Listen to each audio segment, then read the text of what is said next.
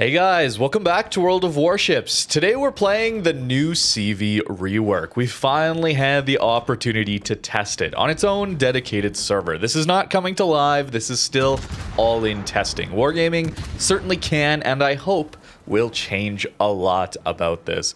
But I have some thoughts now that I have played with it, mostly on surface ships today. I will be talking about the carrier experience as well, because that is important to Wargaming. But for me, I care about the surface ship combat in this game. That's why I started playing all those years ago.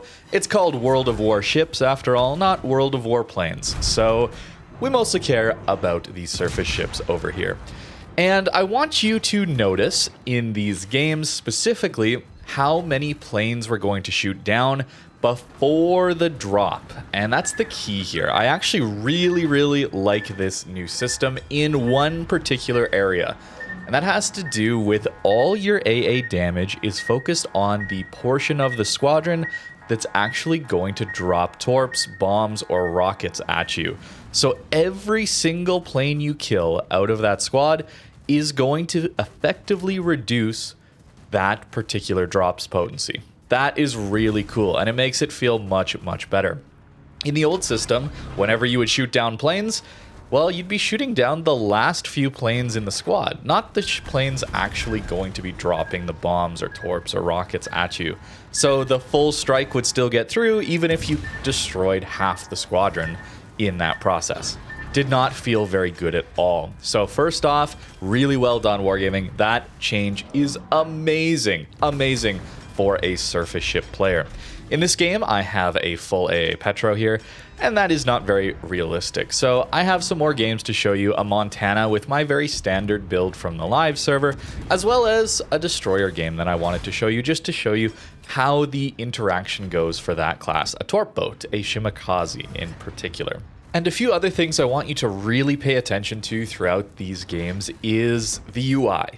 Is it really clear what plane is actually going to be targeting you, or is it rather confusing? That's something that I really want you to notice when the carriers come and strike me throughout these games. The other thing here that I want you to look for is there any way to deal with carrier focus? Are there any tools given to us other than just dodge that are effective at dealing with a carrier constantly coming back to strike you? Because that has always been a major problem. And the last thing is, unfortunately not here, I'm going to spoil it, but I really dislike the lack of gameplay, okay? That has always been my main chief #1 complaint with aircraft carriers, is that you're not actually in control at all in the engagement. You essentially have just dodge. That is what you have as a surface ship player. And if I can make a bit of a crude analogy for a second here, one that is not necessarily that fits perfectly, it's almost like you're in a boxing ring, except you've been put in a straitjacket and told, yeah, it's a fair fight, you can dodge, but the other guy still gets full mobility of his arms and can swing at you non-stop. It's not fair. Okay, that doesn't feel good. It is not a fair engagement. That is unfortunately still going to be here. And I think for Wargaming, a real key takeaway, for me in particular, is that you need to add some kind of manual control. You need to add some way for me to physically engage and be in control of the outcome as a surface ship player. These automated systems are not fun. They do not make the game more interesting, they make it less interesting. I do not play World of Warships to have an auto battler experience. I play World of Warships to be in control of a ship and have the outcome rest on my decision making and my skill in maneuvering and piloting this ship. I do not want the systems to be automated for me. That is not why I'm playing. And when the systems are automated for me, it feels bad when that automated system lets me down. I think this is a great example here of Petro just absolutely smashing all these cruisers, yes. But think about it this way. I have just as effective AA in this situation where we're dealing with 3 cruisers, we dev strike them, pretty much all of them. My AA is just as effective in this situation as it is if I'm full focused on dealing with the carrier. I have 2 options here when it comes to AA. I can use my defensive fire, which I tried to time, and the other option I have is to click one button to sector my AA. It is not tied to any side of my ship anymore. That is a change they've made. It's just all around your ship. So essentially, all I have to do is wait till I hear or see my AA start firing, click my sector button, and that's it. That's the extent of my AA effectiveness. I can do that easily while full focusing on dealing with other surface ships. I think it would be much more interesting if I had the ability to be more effective. In fact, even shoot down the entire squadron if I play well and I use my skill in aiming or ability to outthink the other player. And that would actually save me entirely from that incoming damage. However, it would take enough focus and dedication to it that then I would not be able to fully engage the surface ships around me. Maybe I wouldn't even be able to aim and shoot at them because I would be focused on aiming and firing my AA. I think that is a much, much more interesting system. It would allow me to specifically target what I think is the largest threat at any given time. Much like you're choosing your targets all the time, constantly, whenever you're playing this game. Do I shoot at the destroyer? Do I shoot at the cruiser? Do I shoot at the battleship? Is it more important to farm this battleship that's pushing in right now? Or during a brief window of opportunity, is it more important to shoot the destroyer? Maybe there's a radar up, maybe there's an early DD engagement. And that decision has large impacts on how your battle goes. If you don't manage to finish off that DD, and in that initial destroyer engagement, maybe your destroyer dies. Suddenly, the enemy DD has free reign over your flank, and that totally derails your entire team's plan on that side. Because now they have the massive spotting advantage, and probably you're getting stealth torped. So you gotta run away. I think decision making and having player control is the key to an online PvP game, and Wargaming has completely missed the mark here. So much has been automated. It's really, really disappointing. Now you might be thinking, classic YouTube guy, only got criticisms, not going to offer any solutions. But I have an idea. It is a bad idea, probably. It's probably a terrible idea. And in fact, I have never played this game before getting this clip for you. I actually installed Fortnite just to get this clip. Imagine, for a second, we had weak points on the enemy carrier squadron, the plane squadron. Much like breaking down trees or other objects, barriers, buildables in Fortnite, there's a weak point that allows you to deal extra damage and break down that object quicker. But it requires timing and precision to actually do it. You'll still break down the object without hitting the weak point, but it won't be as fast. It allows you, while doing a very mundane task, to have a little bit of gameplay interaction there. And part of the reason I'm choosing this is that it is so mundane to be breaking down a tree to collect wood and resources, right? But the other reason is that Wargaming thinks we're idiots, okay? Maybe that's going too far, but many times throughout these reworks, they talk about systems are too complicated. Players have too much to focus on. They can't handle dealing with all of these situations at once, so we have to simplify things. If literal children are capable of playing Fortnite at probably a much better skill level than I could ever get to, let's be honest here, I am not that great at first-person shooters or buildable games like that. I would suck. If children are able to accomplish this in a kid's game, can we please do a little bit in our game? Please have a little faith in the player. And maybe make it a system where there's weak points on the enemy ship. Maybe it has to do with scattering or panicking the squadron or something like that. If you hit enough weak points and then your AA deals much more damage. Something. Anything to allow me as a surface ship player to have some sort of engagement, some skill involved in this interaction. It wouldn't be a perfect system. It would be a stupid minigame. If that's your comment, I agree. But don't we already have a stupid minigame to deal with submarines? Isn't dropping ASW planes on a UI element where the submarine isn't even visible? It's just a health bar on the water that we see, and we're dropping little tiny ASWs at a ping locator, a splash in the water. It's a mini game. It's a stupid mini game. That's the best they could come up with, and yet it helps. And yet it helps because there's something for you to do. There's something for you to lead. There's something for you to get better at. And unfortunately, they have not done that with carriers and planes. They've removed so many skill opportunities in this rework. Yes, the old system also did not have any sort of skill-based AA options. Not really. The really old system, though, back in RTS days, did. There was one thing you could do, and that was defensive AA. It would fully fully panic the squadron, and that meant the squadron would not be able to have an accurate drop. It would max out the dispersion. So remember, when you click drop on these carriers, you get a very wide spread of dispersion, and then as you go in for your drop, the dispersion narrows in and you get a tight drop pattern. But with defensive fire in the old system with RTS days, it would never tighten up. It would always be max dispersion. So you could time that. There was a skill involved in that. The other thing is you would be able to select the squad that was most dangerous to you. They could come in with multiple torp planes, multiple dive bombers, and depending on the ship you were, the torps were more dangerous or the dive bombers were more dangerous. And you had the ability to click on a squad, and that's where your AA would do more damage. They would do damage to other squads as well, but most of the damage would be focused there. And there was a skill involved in that. There was something for you to do. It's really minor, very, very minor, yet it felt better than this system currently and this new proposed system. Very good game in the Petro, full AA build. We shot down mostly full squads, right? Like we weren't actually shooting at many fighter planes. That's one of the things about this system I really like, to get back to being positive again about certain things. Notice we shot down 37 planes, all of them were from attacking squads. No fighter planes here at all. And those are from specifically the squads that are dealing the damage to us. So those 37 planes were directly 37 extra drops from a single plane that we did not have to deal with. Very, very good. Now on to our next game here in Montana, a very standard build. I'm not running full AA build.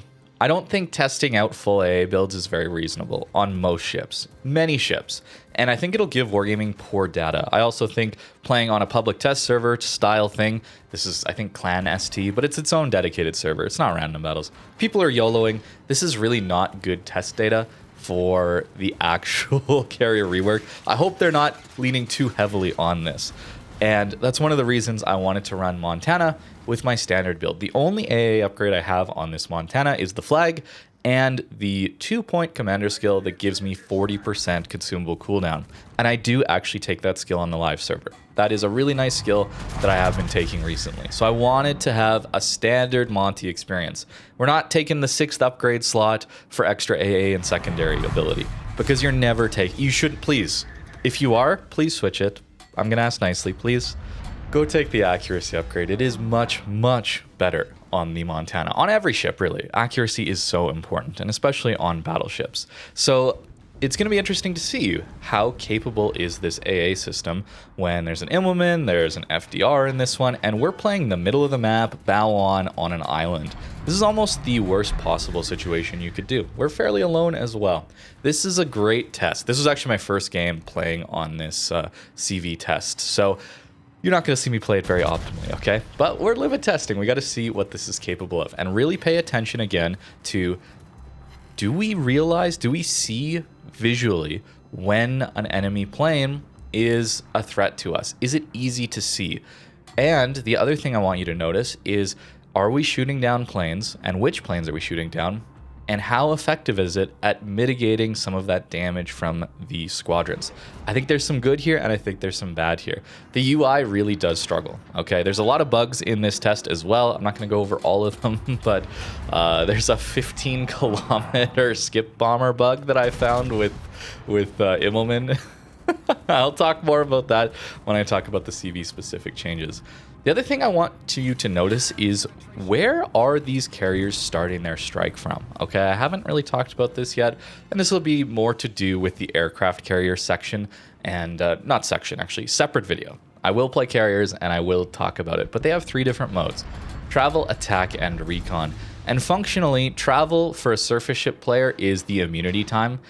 Attack and recon are both where the enemies can actually take damage from your AA, so they're not immune to your AA. Recon is where they can spot you only. Attack is where they can spot you and then do damage to you. Unfortunately here, Wargaming has made it so, well, this Immelman's in his recon, or sorry, travel mode, and then he goes in for his attack. He started it at 4 kilometers. So why do I have 6-kilometer AA? Is it obvious to you that even though these planes are within my AA range, that my AA is not firing, they're not a threat to me yet? I didn't find it all that intuitive. The other thing I didn't find all that clear is the automatic AA defense activating. Okay, this is basically a combat instruction, but they don't place it as a combat instruction. You'll notice it under my rudder here, that 32%, 35%, 38%, it builds as your AA is firing. But I found while playing, sometimes with certain ships, it would build while my AA wasn't firing sometimes. And then it wouldn't build other times. And it's really confusing. And then it goes away. This is a system where I need to know its progress. I need to know when it's active, how long it's active for. I don't understand why it's not just a standard combat instruction. Why can't it be like an F key? Why can't it just show similar progress that I can always see where my progress is at and it not go away like it just did now? I have to push the H key to view my ship stats to even see it being active or not, or its decay rate, anything like that. The UI really could use some buffs here or some improvements. Notice also the Immelman there. Like the way the squads jump around too, the travel mode squad that's above the attacking mode squad is there for a second, but then once the drop is complete, it jumps down to where the UI element jumps down to where the drop just happened, and then it lifts back up again. Really, really, really strange bugs here. The other problem with these squads starting their drops so close to you, I found that I could start midway dive bombers 2 kilometers off my target, or even a little bit less, torp bombers around 3 kilometers, is that the travel mode is so high up and your view is so limited as a surface ship, you actually can't even see the travel mode planes, even looking fully above your ship as much as you can, unless you take maximum FOV slider, which I personally don't like to do, but I did change it later on. You can't actually see the planes above you unless you do that. And that's where they're starting their drop from. I've overpushed here, yeah, making a mistake. But we shot down some planes, we did okay. But the UI is abysmal here. Absolutely terrible, terrible for the player to be able to see which squads are coming after you, when they're dangerous. It does not make a lot of sense here. It is poorly, poorly implemented. And I think there's a real problem when it comes to the planes flying in travel mode through your AA, deciding, oh yeah, I actually do want to drop this guy at 2 kilometers, and you get a 2 kilometer window, maybe 5 seconds for your AA to do damage before the drop comes through. But let's get back to something positive. Now in a Shimakaze, Torp build destroyer always has suffered against carriers. The spotting has just been so oppressive. And notice, he's launching a dive bomber squadron. He enters my AA detection range, and I am not detected. This is amazing. This is so good. Forcing carriers to actively decide to go spot and not being accidentally spotted. This is really, really, really good. Having more player control, more player decision is a huge deal. Huge deal for the playability of this game. When I die, when I get outplayed, when I get put in a bad situation, I don't want it to be by accident. I don't want it to be by an automated system deciding that, oh, you just rolled unlucky this time. I want it to be an enemy player that's outplaying me. And when a carrier decides to go spot me, then I'm getting outplayed. There's a problem with that still, as we're about to see, but there is a lot of positive here. I think there's a lot of positive to be had in carriers only being able to spot you when they decide to. And that's a limited thing, that they have to weigh up the decision of, do I try and spot now, or will I run out of recon mode? I think that's really, really good. As well as your AA directly firing at the squad that is targeting you and going to do damage you. That is also really good. There's problems, as I've already mentioned, but there's 2 things there. There's 2 takeaways that I think are really, really good. And especially that point about carrier squadrons being targeted, the specific part of the squad that will do damage to you, that is so good that I had a really good time on this carrier rework test for the most part. I had a really, really enjoyable experience because it felt like my AA was helping me take less damage from the carrier. I still really want it to be in my control. I don't know if it's just a novelty that's going to wear off. It's new. I'm testing. I'm trying to figure something out. I'm always going to have a better time when there's something unknown and I'm trying to limit test and figure it out versus I know what the system's limitations are, and then that's frustrating. Okay? I think that's could be the case. Once I understand the limitations of the system, I might still be frustrated again, much like I am on the live server, because so much of it is out of my control. And the last point I want to make here is that carrier focus is not been fixed at all. Yes, I am the last ship remaining on the team. I understand, okay? But this is just an example to show you that a carrier full focusing you is still going to be very oppressive. It's going to be very difficult for you to even play the game. You're locked in a straitjacket in a boxing ring. And maybe there's even multiple people in that boxing ring against you. But if a carrier decides to, as a destroyer player, they still are able to just go over and strike and spot you over and over and over again and effectively lock you out of the game. Wargaming's response to this has been, oh, players just don't do that. Players don't just focus one target at a time. They would never do that. Therefore, we don't have to worry about balancing that. And that is just naive, okay? Whether you call it griefing, whether you call it strategy, I don't care.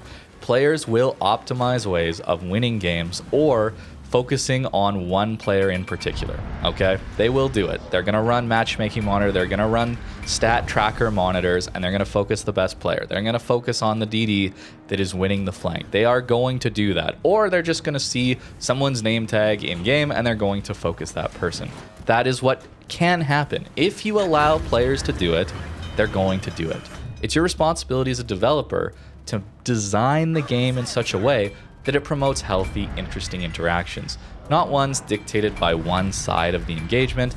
And the only situation, the only solution to that is some automated system that is entirely out of the player's control.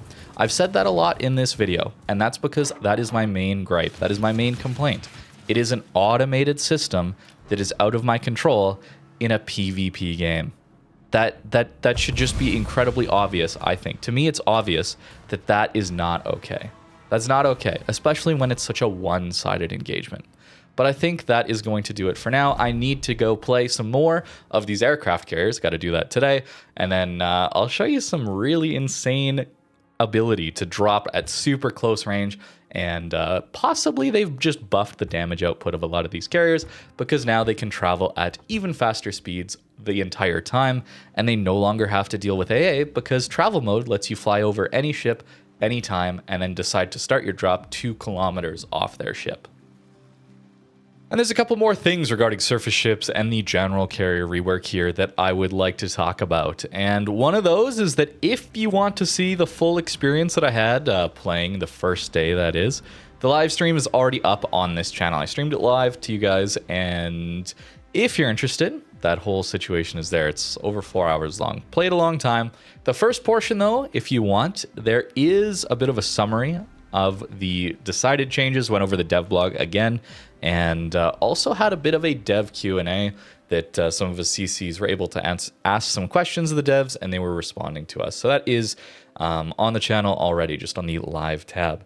I do want to go over one question in particular, though, that is really concerning. It's a little bit less about the carrier rework and a little bit more about how I make my content and what type of content I make. I found it very disappointing. So here it is. Here it is. If many users oppose the change, does Wargaming even intend to make a new plan? They talk about design and reviewing feedback, but what's really important is the second point. If the feedback indicates that certain decisions raise widespread concerns, we may reconsider them. However, it is important to note that we don't base such decisions on individual subjective opinions. Instead, we focus on the overall perception. And perhaps on surface value, that seems reasonable. But it's very disappointing to me. To me, it says that if I raise a good point, and I'm just an individual, and it's my opinion, if I raise a good point, Wargaming will not listen. They don't care. That's very disappointing. Instead, they care about overall perception. And so what that means to me as a content creator, it means that I need to make more outrage bait. I need to make more clickbaity, inflammatory content. I don't like that. That's not the kind of style of content I want to make. I've done maybe some of those videos in the past, old carrier rework or old carrier videos. There's plenty of videos I'm not particularly proud of, all right? I've tried to be a little bit more even keeled. I've tried to be seeing the both sides of things. I've been trying to be a little more reasonable, seeing the intentions first rather than just focusing on the negative points. Even in this video, I've tried to see the good. I've tried to explain the bad without overstating it. Perhaps I've failed at that, but that is my goal. But in Wargaming responding in this way, it makes me think that my entire approach is not effective. And if I want to elicit change, if I want change to happen to this game, which I think it desperately needs some change, I have to make different content. I have to make content in a style that I don't like. I have to outrage bait. That sucks. That really sucks for me.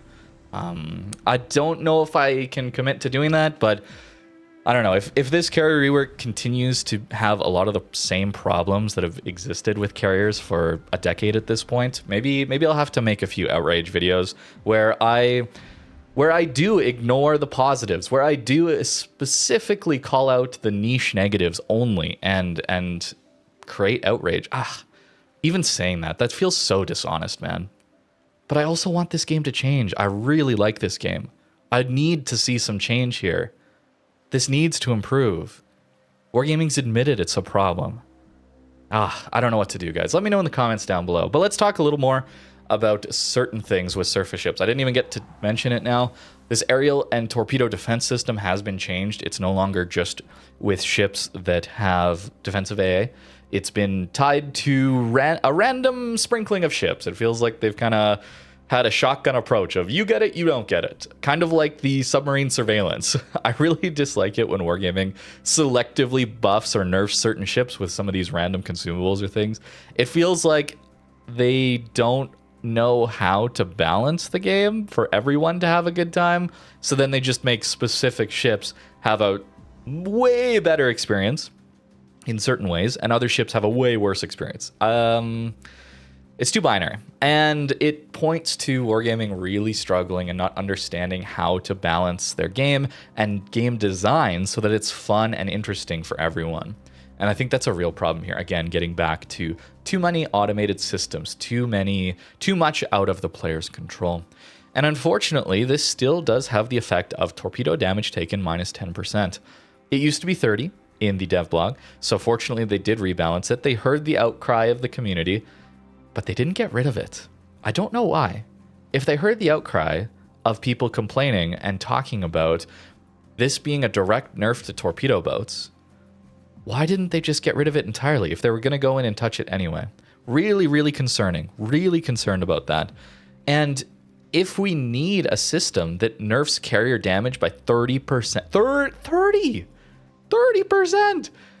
If that's required for certain ships to feel better against carriers, don't you think we should take a look at the fundamentals of the system of carriers and planes in this game, especially when we're doing a rework of those fundamental systems?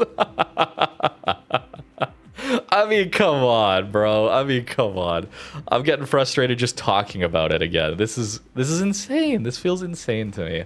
I don't understand how we can be in this same point. How long have they been working on this rework? How long have they been testing this internally? And there's just, I mean, if you've been on any sort of social media or anything, you've seen all the massive assortment of bugs, UI glitches, problems with drop patterns. I mean, even just something as simple as, oh yeah, we've removed things like flak, and yet it's still said here, they've just reduced the number of explosions to 0. But what happens when you full AA kit your ship out, and one of those skills gives you back a flak buff? Maybe that's just UI here. Maybe it's not in the game, but it feels like it's not been tested at all in many ways. And so often when we as players get the opportunity to test things after Wargaming's supposedly done their internal testing, it's pretty finalized, unfortunately. In the past, whenever they've done this, these systems are pretty finalized and they're not willing to make changes. They just aren't, as we've already discussed here in Port. It's sad. It's sad to me. And if you're listening, Wargaming, thank you. Thank you for listening to the feedback. The key I need you to understand, this is it's too automated. It's always going to be frustrating if it's out of my control. It's always going to feel bad. And I'll talk about how that can impact carrier play as well. But I do really think that automated AA is always going to be frustrating. For the surface ship player, it's going to feel like, and it does feel like, you don't have any control over how much damage randomly comes into your ship at the moment a carrier decides to click on you. And for the carrier player, it feels bad because there's no control over how many squads or how many planes you lose before you drop. It's just a flat aura damage. Why are we doing a flat aura damage? Why is there no skill? Why is there no gameplay? Why is there no interaction between players? Why? It's a PvP game. I could understand this if it was PvE or something, I guess. I don't get it. I just don't get it, guys. Leave your comments down below. Let me know what you think if you've tried out this server. Obviously, you can go download it. It's the Clan ST. You got to install an additional instance. And if you play a few games, you actually get doubloons on your main account. But what people have been doing with that, of course, is just full YOLOing in Kleber 11 times to do that, which is not ideal for a test server, right? I sure hope Wargaming's not getting all the feedback and looking too closely at the details on this test, as the test servers typically are not a great representation of the random battle game. We'll see, though. But that's going to do it for today on the carrier rework, specifically on surface ships. I got to go play a bunch more of the carriers, which I do suck in, but I will try and get some good clips to show you some of the problems there and some of the issues for a surface ship, but also for carriers. I do want to be fair. As much as I talked about the outrage stuff, ignoring certain things, it's not my style. I gotta be a little bit fair, and we'll talk about carriers soon. But for now, that's going to do it for this video. Thank you very much for watching, and have a great rest of your day.